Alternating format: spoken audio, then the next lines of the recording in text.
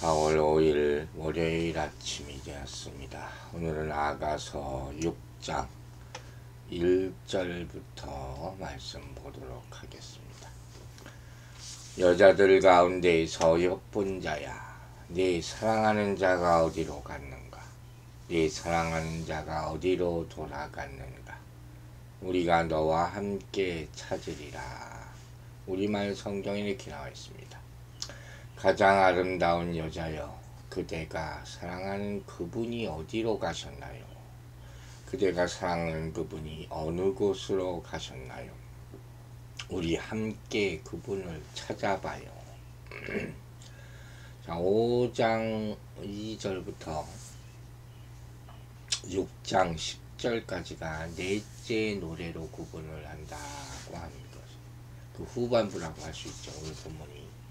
이 노래 전반부에서 남편과 좀 소원해진 관계 때문에 불안해하던 아내가 남편을 찾기를 바라며 예루살렘의 딸들에게 남편을 찾아달라고 부탁을 하는 장면이 나오죠. 그들은 이제는 더 이상은 좀 멀찍이서 섬기는데 만족을 못하는 거예요. 그래서 1장 7절에서 신부가 했던 것과 똑같은 질문을 하는 거예요. 바로 이런 질문이죠. 예수님은 어디서 양떼를 치십니까? 하는 거예요. 그 점점 궁금해서 못 견디게 됩니다. 결국 후반부에서 남편을 찾아서 서로 사랑을 확인하는 그런 장면이 나오는 거죠. 이렇게 이 10절, 5장 10절부터 15절에서 구체적인 연인에 대한 묘사가 나왔었잖아요. 그리고 그 자랑스러움에 대해서 나오고, 여기에 대해서 이 예루살렘의 딸들이 화답을 하는 거죠.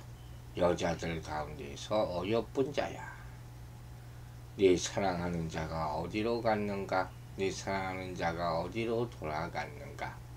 우리가 너와 함께 찾으리라. 긍정적인 대답으로 바뀌는 그런 모습이죠.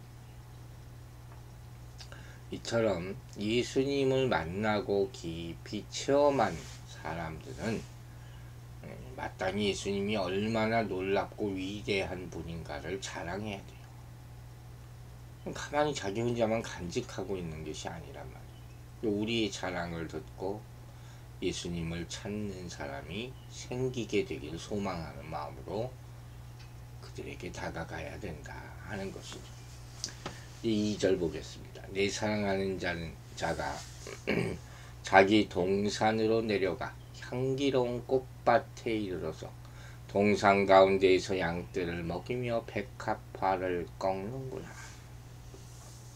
우리말 성경에는 이렇게 나와 있습니다. 내가 사랑하는 그분은 그의 동산으로 향기로운 꽃밭으로 내려가 동산에서 양떼를 먹이시며 백합화를 꺾고 계시겠죠. 좀 쉬운 해석이죠.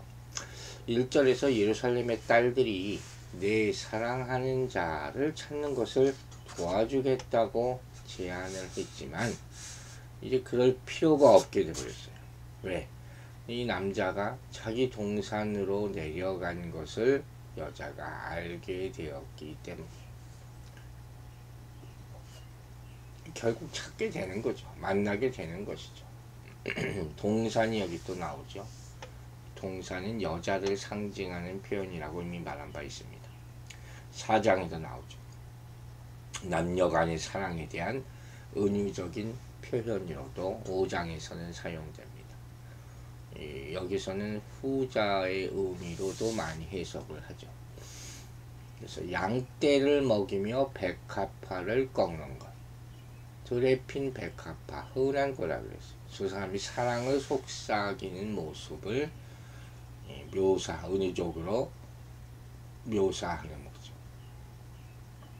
이제 이 여인은 이 연인과 멀리 떨어져 있다고 생각해서 불안감을 느꼈었는데 이제 보니 정작 남자는 여전히 이 여인을 사랑하고 있었다 하는 것을 발견하게 됩니다. 또 어떤 사람은 여기서 이 자기 동산이라 하는 말을 교회를 상징한다 이렇게들 많이도 해석을 해요. 그래서 이 참된 성도들 안에 또 그들의 모임 교회 안에 신랑 되신 예수가 계신다 이렇게 해석하는 것이죠. 우리가 알다시피 마태복음 18장 20절에 두세 사람이 내 이름으로 모인 곳에 나도 그들 중에 있느니라 말씀하셨잖아요. 고린도전서 3장 16절에 너희가 하나님의 성전인 것과 하나님의 성령이 너희 안에 거하시는 것을 알지 못하느냐 이렇게 말씀하셨잖아요. 예수님이 교회 안에 계시고 교회를 세우신 거예요. 신부는 그들에게 친밀하게 예수님을 알 수 있는 장소를 가리키는 거죠.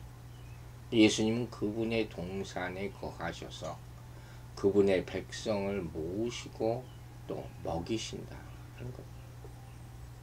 이 동산은 교회. 또 여기서 향기로운 꽃밭은 무엇이냐? 성도들을 통해서 성령의 열매들이 맺히는 것. 이걸 말한다. 주께서는 주의 제자들이 선한 열매를 많이 맺기를 원하십니다. 성령이 오신 이유가 바로 이것뿐이다. 이 향기는 은혜가 막 나타나는 걸 뜻하는 거죠. 우리가 하는 모든 사역이 각각 고유한 향기를 가지고 있다고 했습니다. 동산에 있는 꽃밭들은 그리스도의 향기를 나타내고 있다 하는 것이죠. 그래서 주께서는 이 동산 가운데 양떼를 먹이시며 백합화를 꺾으신다. 그분은 양들을 푸른 풀밭과 잔잔한 물가로 인도하시는 선한 목자가 되십니다. 이 시편 23편 아닙니까? 또한 죄인들을 구원하셔서 참 성도를 만드시고 그들의 선한 열매들을 거두시는 분입니다.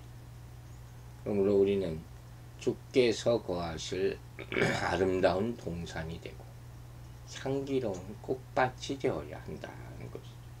우리도 교회도 그리고 주께서 꺾으실 향기로운 백합화들 술람미 여인이죠가 되어야 할 것입니다. 여러분, 본문 말씀처럼 우리는 때때로 예수님이 우리를 구원해 주셨지만 그 후로 예수님이 없는 것 같은 그런 느낌을 받을 때가 있어요. 그래서 참 안타깝죠. 한동안 갑자기 대화가 끊긴 것 같은. 그러나 거기서 절망하면 안 돼요. 슬퍼하면 안 돼요. 그분은 절대로 우리를 떠나지 않으세요. 여러 가지 시험과 연단을 시키시는 것이죠. 내가 백합화. 항상 그걸 잊지 마세요.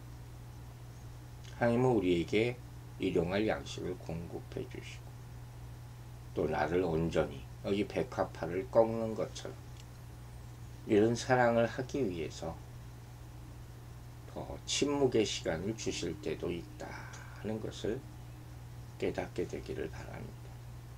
그 후에 아픈 만큼 성숙해지는 말처럼 성장이 있는 거죠. 그 진짜 사랑을 깨닫게 된다는 것입니다. 3절 말씀 보겠습니다. 내 사랑하는 자에게 속했고 내 사랑하는 자는 내게 속하였으며 그가 백합화 가운데에서 그 양떼를 먹이는구나. 우리말 성경은 이렇게 말합니다. 나는 내가 사랑하는 그분의 것이고 내가 사랑하는 그분은 내 것입니다. 백합화 사이에서 그분이 양떼를 먹이시네요. 이 구절은 남자와 여자가 육체적으로 서로에게 속하는 사랑의 연합을 노래한다. 1차적으로 이런 해석들을 많이 합니다. 잃어버렸다고 생각했던 신랑이 자기 동산으로 내려와서 이제 신부가 하나가 되는 장면이죠. 이 구절은 사실 앞에 2장 16절하고 거의 동일합니다. 아내의 불안이 괜한 걱정, 기우였으며 이 남자는 여전히 여인을 사랑하고 있었기 때문에 두 사람이 다시 사랑을 속삭이게 되었다 하는 사실을 보여줍니다. 여자 혼자 한달이 났던 거예요. 2장 16절에는 신부가 뭐라고 합니까? 나의 사랑하는 자는 내게 속하였고 나는 그에게 속하였구나. 그가 백합화 가운데서 양떼를 먹이는구나 라고 말했어요. 그때는 내가 중심이 됐던 것 같아 보이죠. 근데 지금은 그분이 중심이 되는 거예요. 이 중심축이 옮겨가죠. 신부가 자신이 그의 사랑하는 자, 곧 신랑에게 속하였다고 먼저 말하는 것을 볼 수가 있습니다. 나는 그분께 속하였습니다. 그분은 나에게 속하였습니다.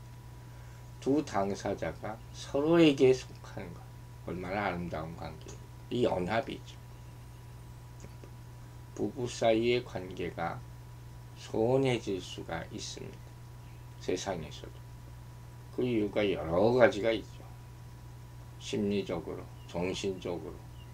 그렇다면 마음이 서로 상처를 입어서 좁히기 위해서 여러 가지 노력을 해보는 것이 중요합니다.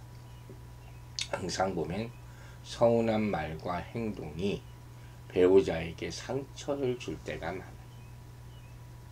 그것이 무엇인지 찾아봐야 돼요. 보통 남자들이 이렇게 얘기하고 잊어버릴 때가 많거든요. 그 여자들은 그것을 깊이 생각합니다. 사과라는 것이 있어요. 그 얘기를 잘 못해요. 이 사과 한마디가 마음을 풀 수가 있습니다. 상처를 싸매주고 치유되도록 그렇게 힘써야 한다는 거예요. 또 이 육체적인 관계도 분명히 연관이 있습니다. 그래서 이 부부 사이는 육체적인 연합도 중요한 거예요. 그래서 서로 마음을 열고 노력을 기울여야지 이 관계가 회복될 수가 있다 하는 것을 본문이 1차적으로 얘기해 주는 거예요. 또한 바로 이 관계는 뭡니까? 주님과 우리와의 관계죠. 서로 속해 있는가 참 중요하죠. 주님의 사랑은 변함이 없어요. 여러 차례 말했죠. 문제는 우리가 주님을 깊이 경험하지 못해서 주님과의 관계가 멀어졌다고 느끼는 것, 이거죠. 우리 마음 깊은 곳까지 그분이 오시는 것은 거부하며 겉사랑만 자꾸 느끼기를 바라는 것, 말초적인 것, 육적인 것, 이게 인간이거든요. 그게 없어지면 나를 사랑하지 않는다, 이렇게 여겨버린단 말이에요. 그래서 조금만 그런 것을 못해주면, 내가 요구하는 걸 안 해주면 그분이 나에게 멀어졌다, 이렇게 단정 지어버립니다. 그러나 그분은 그런 분이 아니에요. 어떤 경우에도 우리를 사랑해주는 분이죠. 마치 탕자를 기쁘게 영접한 아버지와 같은 분, 그 사랑이 주님의 사랑이에요. 우리가 주님께 더 가까이 가야 돼요. 그럼 주님은 기다리신 것처럼 우리에게 큰 사랑을 베풀어 주실 줄로 믿으시기 바랍니다. 그래서 이런 모습을, 이런 소유, 이런 소속, 속했다 했지 않습니까? 바로 완전한 연합을 나타냅니다. 사랑은 연합이에요. 예수 그리스도와 교회는 사랑으로 연합되어 있는 것이죠. 주께서는 우리를 피로 사셨고 우리는 우리의 것이 아니고 값으로 산 것, 핏값으로 산 것이 되었습니다. 그 의미를 한번 깊이 생각해 보세요. 우리는 예수 그리스도의 것으로 부르심을 입은 자들이라. 로마서가 이렇게 얘기합니다. 그게 연합의 관계예요. 우리가 밀고 당기는 그런 관계가 아닙니다. 예수는 교회의 머리 되시죠. 우리는 그의 몸입니다. 이 관계는 우리의 믿음과 순종으로 성립되는 거예요. 그 믿음과 순종이 있어야지 주님 안에 거할 수 있는 것이고, 또한 주님을 우리 속에 모시고 살 수가 있는 것입니다. 우리는 사나 죽으나 주님의 것이라 로마서 14장에서 바울 사도가 말하지 않습니까? 그러므로 살아도 주를 위하여 살고 죽어도 주를 위하여 죽어야 할 것입니다. 그 결과물이 바로 열매, 선한 열매. 오늘 3절 본문에서 백합화 가운데서 양떼를 먹인다, 이런 말이 있습니다. 향기나는 인격, 행위, 이런 선한 열매를 맺는 성도들의 모습은 그분을 얼마나 사랑하고 어떻게 속해 있는가, 연합해 있는가의 결과물입니다. 주님은 항상 그 양떼들과 함께 계시고 의의 말씀을 먹여주시고 양육하십니다. 만약 그 양떼들이 악한 일을 행하면 주님은 멀리 하실 수밖에 없습니다. 그러나 경외하고 악에서 떠나 결코 멀리 하지 않으시고 함께 하시고 형통케 하십니다. 그래서 의인의 삶을 누리게 인도해 주시는 것입니다. 여러분은 주님께 속해 있습니까? 그분이 여러분 마음의 주인으로 오늘도 살아가고 계십니까? 다시 한번 깊이 확인하면서 깊은 사랑을 누리게 되기를 주의 이름으로 축원합니다. 기도하겠습니다. 아버지 하나님, 오늘 이 아침에도 주님과의 사랑의 관계를 확인하게 하심을 감사드립니다.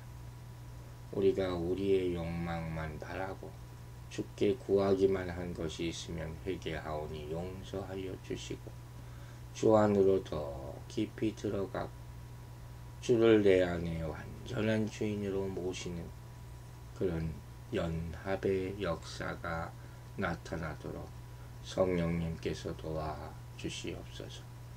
주께서 부활하신 날 주를 찬양하게 하셨음을 감사드립니다. 그 후에도 항상 부활의 능력에 덧입어 살게 하여 주시고 주님과의 깊은 관계가 우리를 성장시키는, 양육시키는 주님의 만나가 될 것이니 그것을 매일마다 받아먹고 그 깊은 사랑의 관계를 계속 유지할 수 있도록 도와주시옵소서. 한 주간의 삶을 주의 손에 의탁하오며 예수 그리스도의 이름으로 기도했습니다. 아멘.